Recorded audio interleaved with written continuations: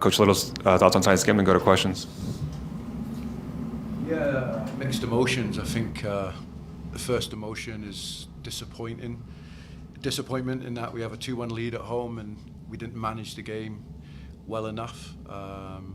So there's some good lessons to be learnt there, but some real positives from the performance. Fight, character, again, was really good. And I think that's our 7th goal in 4 games. So, you know, we're looking at goal threat, we're creating chances, and there's positives to take from the game, and we've got to focus on the positives with a game coming up again in 3 days.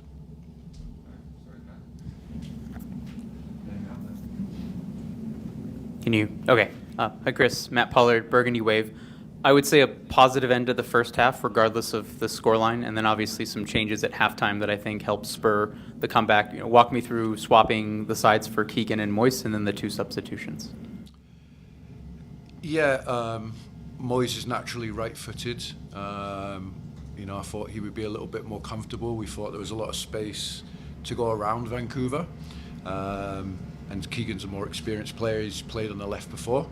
So it was a natural change. And then we also felt with Luis coming in, his attacking intent, Keegan would maybe have a little bit more discipline. So the relationship with Keegan and Luis on the left, and then getting Moise on his natural side on the right, and giving him some freedom to get forward. And I thought the relationships on both sides were good with the changes we made. Chris Brennan for the Denver Post. After fighting back to take the lead, I guess for you, what had to be different about the mentality to see out the rest of the game? And as you talk about the traits that the team showed, maybe what was lacking down the stretch, was it just tired legs or tired minds, or what happened there? Yeah, I thought you started to see a really open game. So in terms of managing a game when you're up, you know, I felt that we kind of maybe sat back on the lead too much instead of being on the front foot. We had a few chances to get the third goal in transition, some good chances, didn't get it, but you know, it's also, we've played a lot of football and a lot of games, and I thought you saw some tired players there, and we're trying to get everything out of them. But I think as we're tired and we've got some young players, it's more than be disciplined, stay in a shape, be compact. We have the lead, and then when we get the ball, we can play with the right tempo. And so we'll look at the tape, go over that with them tomorrow. Some good learning lessons from it. Bit disappointing to lose a lead at home.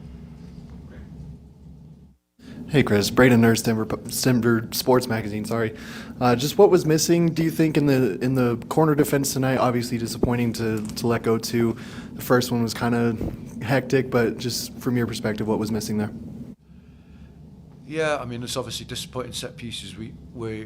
It's something that we take a lot of pride in, and obviously Sharpie does a fantastic job with it. It's I think also you have to give credit to the opponent. Vancouver are very good on set pieces.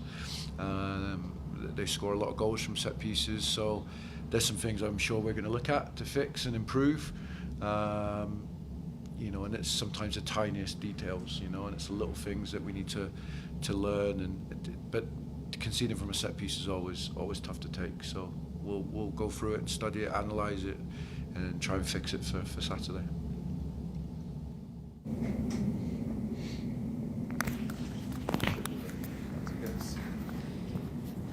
Chris, obviously last time a disappointing result against Vancouver with Diego missing that penalty kick goal, and to now get one back to tie tonight. What have you seen from him just in his few games back to really make a difference in the final third and get us on the score sheet? Yeah, I mean, I think when Diego plays, you see his quality. You know, he scored 2 goals in 2 games. That says a lot about his quality, his instincts to be in the box as a finisher. But he's also his positional sense, his awareness to link to play, to come off the line. He's got his eye for final ball.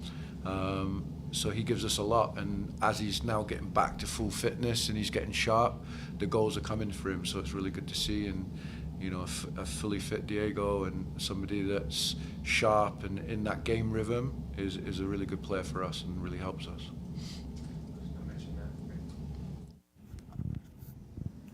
It feels like we've asked you every game sense about Cole and how he's in probably his best run of form of the season. What have you seen from him, whether it's in training or on the pitch, that's sort of unlocked this maybe new version of Cole? I think the first thing you look at is, I think Cole has the DNA of a Rapids player. He's committed, he's selfless, he wants to give everything for this club, and that's a wonderful starting point, and so today he had to play a deeper role than he has in the other games, and I thought he really grew into the game, and his energy was there, and he's always a goal threat. And so, I'm just pleased he's getting confidence, and he's playing like a player that has confidence, is full of confidence, and he's scoring goals. But all the other little things, the selflessness, the commitment to the team. I mean, he's played so many minutes here, and he's a guy that we don't think we can take off the field, because of his commitment to the team and what he does.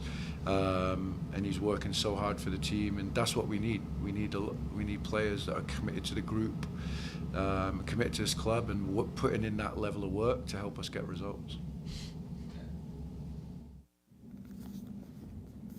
Chris, I don't want to make assumptions, but 2 straight games where Sydney's not been in the squad at all, but not been listed on the availability report. Everything all right with him? Anything you can speak to about that matter?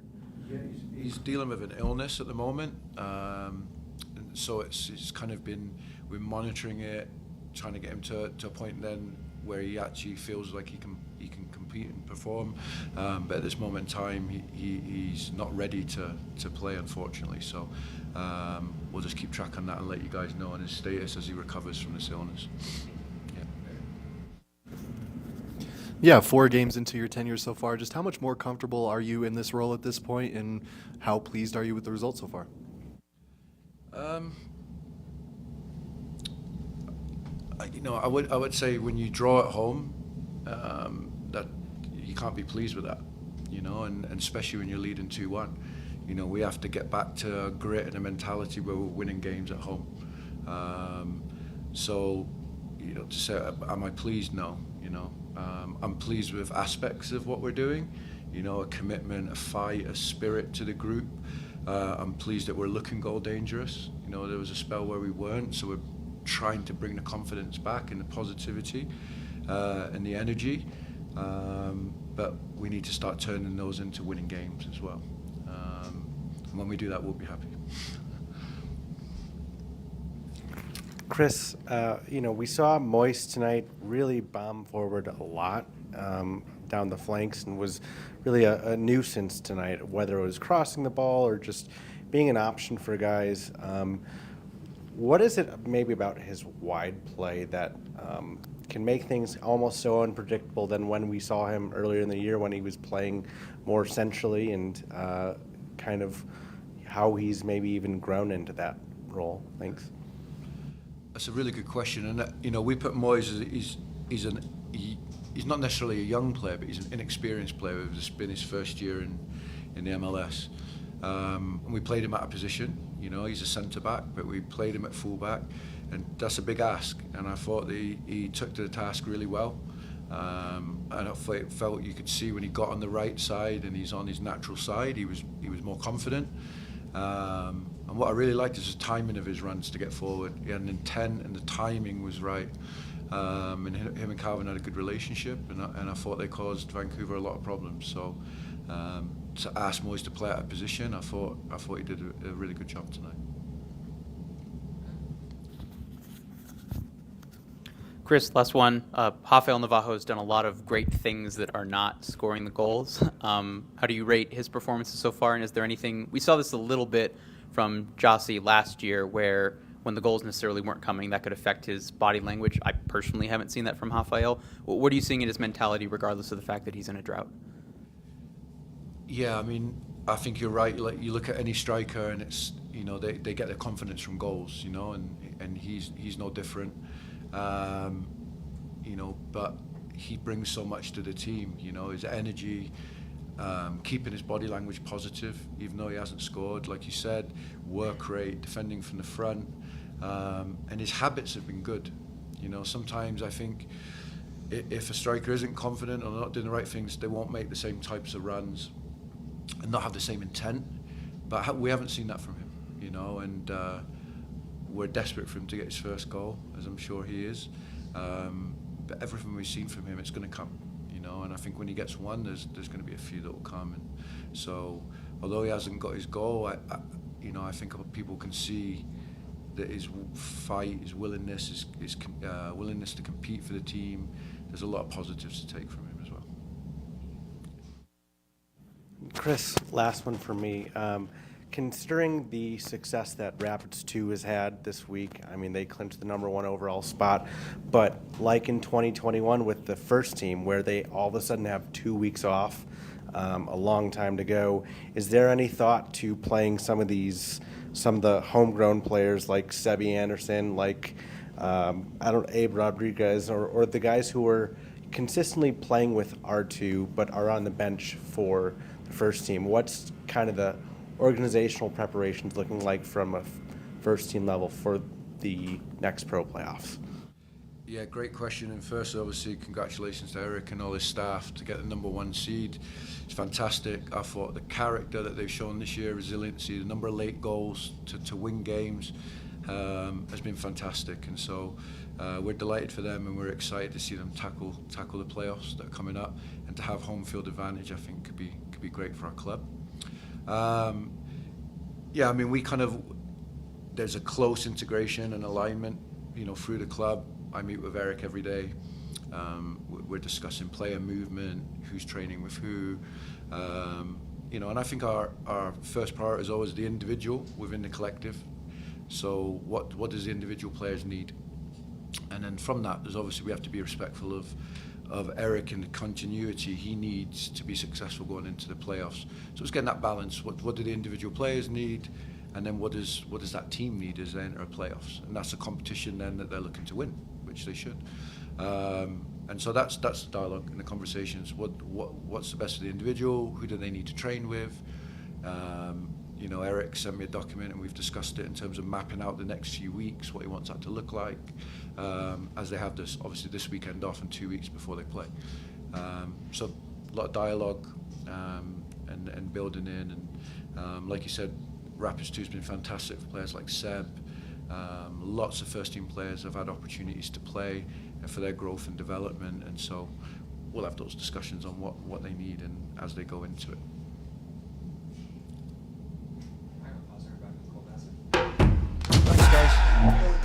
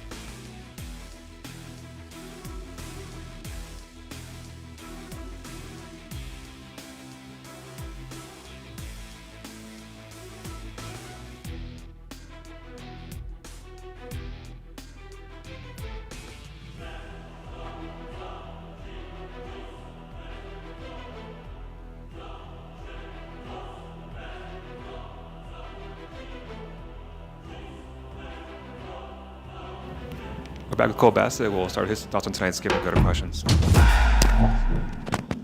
First half again, better second half, and yeah, I think we're more exciting than we've been going forward. But set pieces, for how much we work on them, we shouldn't be giving up 2 set piece goals.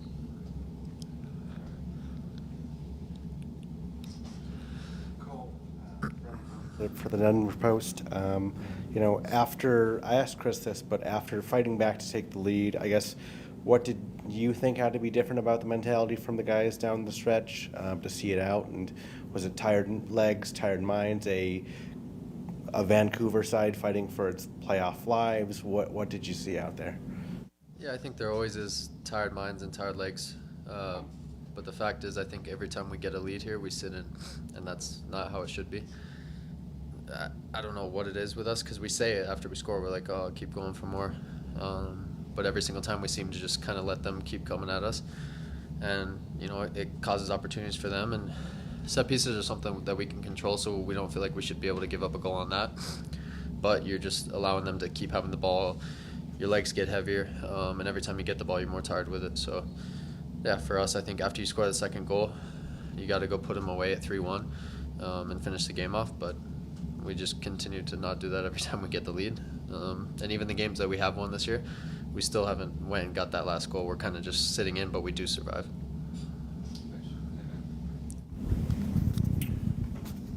Cole, already more goals under Little than the rest of the season. Is there anything new, feeling, training, positioning on the field, or something directly from Chris that's sort of spurned this run of form that you've had over the last 4 games? I mean, I think positioning on the field's been a little different. Under Robin, I was playing a little bit more of a winger, a false 10, in the pockets high a lot. I wasn't touching the ball much. I think he saw me more as a runner and, a guy that can be near the box and score goals. But for me, how I see myself is similar to where Chris has been playing me, which is a little deeper and then arriving to the box late. I don't think we've kept possession enough to the point where I can get in there late for some of the chances, but I think second half there was a couple times where if it does pop to me, I was there. But I think starting deeper is where I like to be, just dictate tempo a little bit and try to keep the game at a faster speed, and then try to arrive late in the box and score goals. And I feel like I have a good sense of where the ball is going to land. So I think Chris has kind of given me that freedom to just go find the ball, find the game, and kind of do what I do.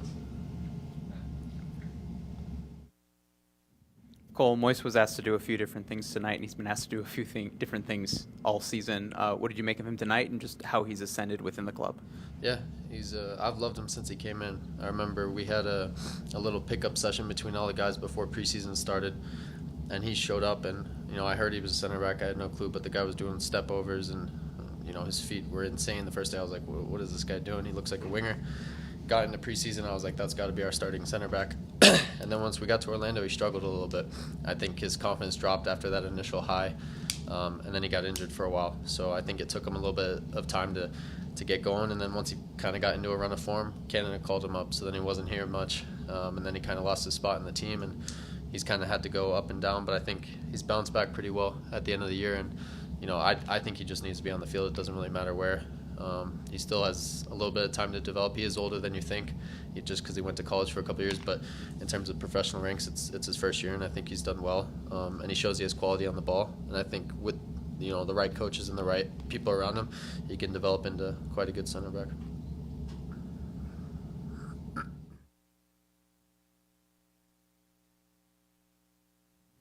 Cole, your thoughts on Diego getting back to fuller health now and contributing to the goals that Mitch just alluded to in these past few games, 2 goals in the last 2 games. What do you see from him just being a leader and being a difference maker in the box and really being able to put these away?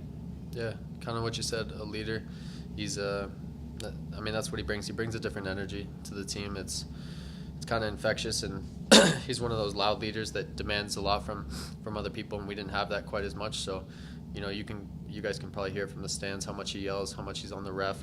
Just his influence in the game, and he's a pest. He's annoying to play against if you're not on his team, and he gets in a good position to score goals. And as we all saw last year, he scored plenty of goals, and it's it sucked that he's had so many injuries this year that, haven't been the same injury, just he comes back and something new happens. But, it's good for him to get his momentum back and get back in the team and be dangerous, because we need him to be scoring these goals at the end of the year. And, hopefully next year he's with us again. But right now all he can do is what he's doing on the field, and, we love having him out there with us. Cole, we haven't seen Luis score yet, but he's had a lot of really good opportunities, and he's brought energy when he's coming off the bench. What have you seen from him in just the 3 weeks he's been at the club? Yeah, kind of what you said. A lot of he's dangerous. He's good on the eye. If you're a spectator, and you love watching him, you love playing with him. You don't actually have to hit the perfect pass because he might still get there. But yeah, obviously we'd love for him to finish off chances, but it's not easy coming into a new club with 8 games left in the season, trying to integrate yourself and learn the play style and kind of get up to speed. He's had a couple chances now, and I think he's going to bury one soon just because he keeps getting into these positions, and he does have that finishing quality. I've seen it in training. But yeah, obviously we'd want him to bury a few in the game as well, but I think he's done really well, and he's added something different that, we do have pacey wingers, but I think he tends to show it a little bit more than the other guys, and that's what I like about him.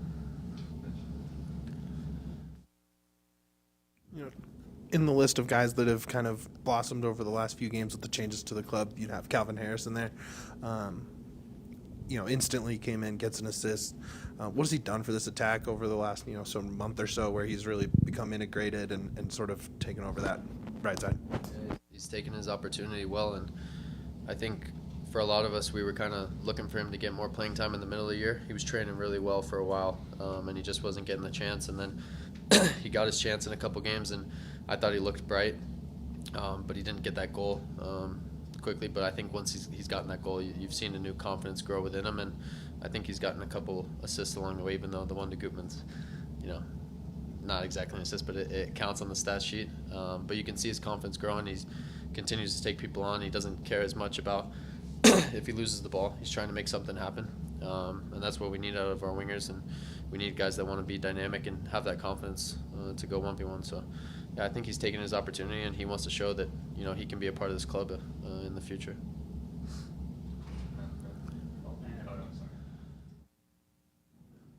Cole, I know I've seen you throughout the summer at R2 games a couple times. Now all of a sudden they clinch the number 1 spot, number 1 overall seed.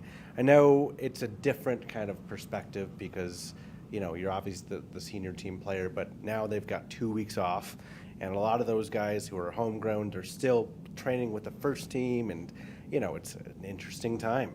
I guess, what have you made of R2 season, your colleagues who have been fellow homegrowns, and the way that they've represented the club throughout the season? Yeah, I've loved every bit of it, to be honest. It brings a light on what we've done this year, just because it's been a disappointing year, but for them, they've been absolutely brilliant. And yeah, I'm especially happy for Ollie Raz, to be honest. He's one of my closest friends, and for me, I still think he should be with us. But he's went down there with the attitude of, hey, I'm going to lead this team and go out there and try to make the most of my opportunities, show to everybody else what I'm capable of, show to the first team staff, or even if it's not here, it's somewhere else, that he deserves to be playing. And yeah, he's kind of led that team, and they've had many good players. I think their whole team, I could shout them all out, but yeah, I'm just hoping that they continue to advance, and if they could win a championship. It's kind of similar to, I think Columbus won it last year, and like 4 of their players are now with the first team, something like that. Just because one of my closest friends is there, and he told me about their year last year, and I think it could be similar. Some of those guys deserve to be with us the way that they've played this year. So I'm hoping that the 2 weeks don't exactly happen what we did in a couple years ago. I hope that they're ready for it, and they come out and they win that first game, and then keep the momentum that they have, and hopefully host the final here. Yeah, as a follow-up to that, you just brought it up, but after the kind of 2021 2 weeks off thing, do you have any advice or messages to those guys to stay focused and, maybe go through, try different things than what you guys did in 21? Yeah, it's a tough one. We always thought about it like that year, like what could we have done differently, because we felt like we were playing inter-squad scrimmages. We felt like we were ready we started the game well, I think, that game, so it wasn't like we came out slow because we hadn't played in a while. I think it's just one of those of, I think they need to get a goal early. I mean, that would be my message to them, but I don't think they need to listen to me too much on what they're doing right now. They've been pretty good, so yeah, I just hope they stay mentally ready and don't celebrate too early, just because they still have some work to do to get the title. With Moise Mambido.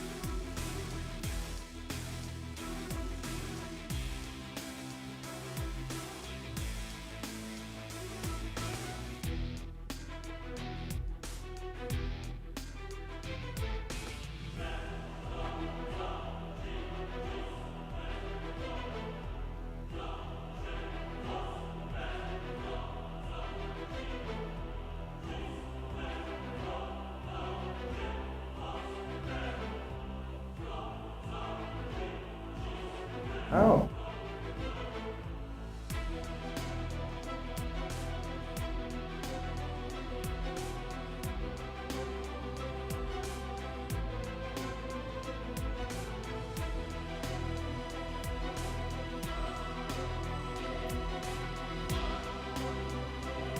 All right, we'll start with Moise Mambido's thoughts on tonight's game, then go to questions.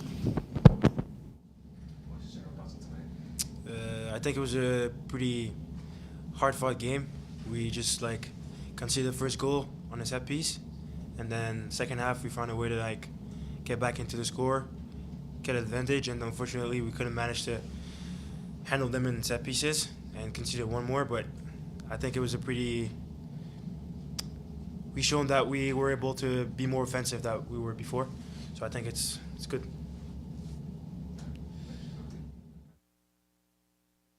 DNVR Sports. You've played all over that back line this season, different positions, different groupings. To tonight you seemed pretty successful out on that right side, able to find tons of space. How comfortable are you on that, outside back role, and just sort of over these last few games, kind of finding more and more success? And how's that done for you? I mean, I've been playing on the sides when I was younger, and that's where I got like that ease on the ball, where like I get in tight spaces and stuff. So I feel like I was pretty comfortable out there, and also it was really good to play alongside Calvin, who was able to like understand me on the right side. So it was pretty good, I think. Moist, 2 goals off of corners conceded tonight. Do you have a sense of what's not working on either on those plays or in general what you guys need to do better on defensive set pieces? It's a good question. I think we came in with an idea of how we wanted to defend the corners, and I also think that we struggle in there because they knew like how we were going to defend them, and I felt like we were getting caught up into spots, and they were like picking guys up, and I felt like we were just getting caught up, and that's something we need to work on the next sessions that we have, and it's on us really because we had an advantage, and we need to be better at like managing the lead and get a result. Moise Bredenplum for the Denver Post. Cole said that the teams tend to sit back after going up, like tonight 2-1, and he can't figure out why you guys never press for a third, and he's frustrated by it. He's like, I don't know why we sit back, but we do. Can you pinpoint why? I guess kind of it's maybe a natural reaction from the team. I feel like it's just a natural reaction for a team like us who've been in the past couple of games. As you can see, we were kind of like struggling and finding like a way to defend properly and just like get in front of things. And I think that just like when you just get up 2-1 and you feel like you have 10 minutes left to play, you just want to defend as much as you can. But I also think that he's right on the sense where like we're still at home, and I felt like the altitude advantage got into them really, really quick at like the 65th minute or something like that. So I felt like we could have maybe get one more goal. So I could agree on that with Cole. Cole's had a nice run of form over these last few games, and he's talked a lot to us about leadership after these games and kind of filling in some void maybe in the leadership. What have you seen from him in that capacity, whether it's in training or in the games, and sort of what are your thoughts on his successful few games? I mean, I think he's been really successful, and also like on the field and off the field as well, where before games, before trainings, he's always on top of things, getting us ready to like go to training and then get our workout well, our training well, our warm-ups good. So I felt like Cole is in a really good form right now, and it's showing by its performances on the field.